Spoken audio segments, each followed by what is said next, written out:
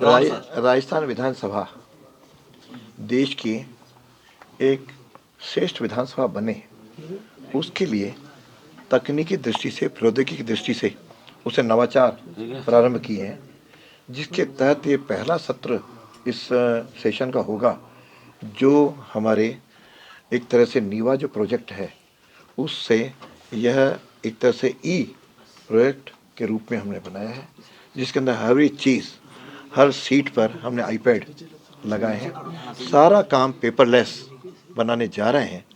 काफ़ी कुछ बन गया है और माननीय विधायकों के धीरे धीरे अभ्यास में, ये पहली बार अभी 2 दिन ही हुए हैं, धीरे धीरे मुझे लगता है इस सत्र के अंत तक या अगले सत्र तक हम इसको पूरी तरह पेपरलेस बनाएंगे। अभी भी हर एक ने क्वेश्चन जो हर विधायक को लगाने होते हैं उसे ऑनलाइन लगाए हैं। पर्ची भी जो भेज रहे हैं वो ऑनलाइन पर्ची भेज रहे हैं, तक प्रारंभ हो गया है।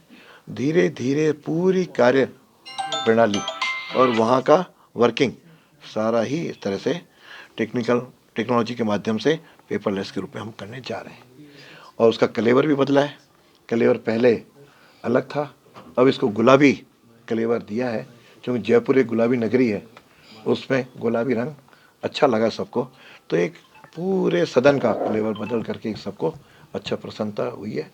और हम चाह रहे हैं कि ये विधानसभा अधिक दिन चले और अधिक दिन चल करके 8 करोड़ जनता के द्वारा चुने गए जो 200 प्रतिनिधि हैं, वे अपनी समस्याओं का वहाँ पे समाधान पा सकें और माननीय सदस्य अपने प्रश्न उठाएं, मुद्दे उठाएं, उसका सरकारी पक्ष उसका समाधान करने में आगे आए।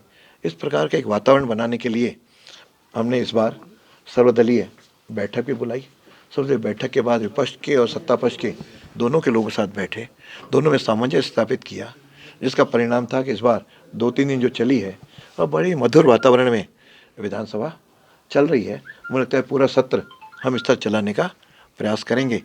विपक्ष अपना मुद्दा उठाए, उसे पूरा मौका भी देंगे और सत्ता पक्ष उसका पूरा उत्तर दे और जो अच्छी बातें कहें उसको कार्य में लाए। इस प्रकार का हमारा सोच रहने वाला है। सर, हंगामा भी हो रहा है, अनुशासनहीनता भी हो रही है, तो उस पर किस तरह की? अभी तो इस सत्र में तो नहीं हुई, पिछले सत्र में ज़रूर हुआ है। उसमें जो भी नियमों, मर्यादाओं, परंपराओं के विपरीत काम करेगा तो नियमों के तहत उसके खिलाफ कार्रवाई भी हुई है। पिछली बार भी जो आवश्यक थी वो मैंने की, सदस्य को बाहर भी भेजना पड़ा।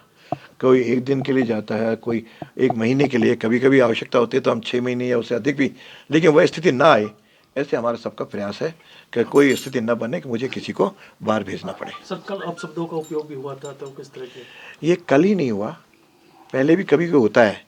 पहले सत्र में भी हमारे पुराने जो संसदीय मंत्री थे कोटा के, माननीय शांति धारीवाल, उन्होंने तो बहुत अधिक कह दिया था, लेकिन फिर तुरंत ही उन्होंने रियलाइज़ किया, सदन से उन्होंने क्षमा मांगी। कल भी हमारे संसदीय मंत्री के द्वारा उस भावावेश में, फ्लो में कोई शब्द निकल गया जो असंसदीय था और गाली के तुल्य था, उस पर भी उन्होंने क्षमा याचना कर ली। प्रयास ये रहेगा कोई भी सदस्य इस प्रकार का न कहे, चाहे कोई बड़ा हो चाहे छोटा हो, सबके नियम एक प्रकार के लागू होंगे और अनुशासन और मर्यादाओं का पालन कराऊंगा। विपक्ष माइक बंद करने और नहीं सुनने के आरोप लगाता है।